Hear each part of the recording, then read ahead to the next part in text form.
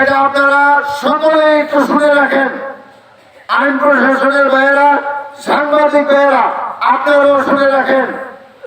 এই দেশের বর্তমান পরিস্থিতির বাস্তবতায় 18 কোটি মানুষকে বাঁচানোর জন্য, উপমহাদেশের পরিস্থিতির বাস্তবতায়, বিশ্ব পরিস্থিতির বাস্তবতায় এই দেশে গার্জিয়ান হিসাবে একজন সৎ মানুষ, পবিত্র মানুষ, আধ্যাত্মিক নেতা, পবিত্র নেতা, কলঙ্ক মুক্ত নেতার প্রয়োজন।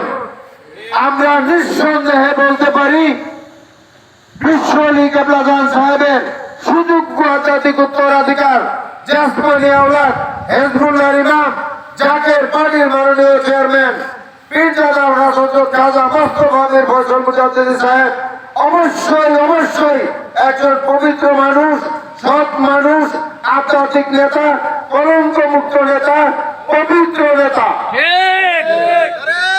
আপনাদের কাছে আমরা যেই আহ্বান করলাম, এই আহ্বানটা আপনারা নির্দ্বিধায় আপনারা যাচাই করে দেখতে পারেন।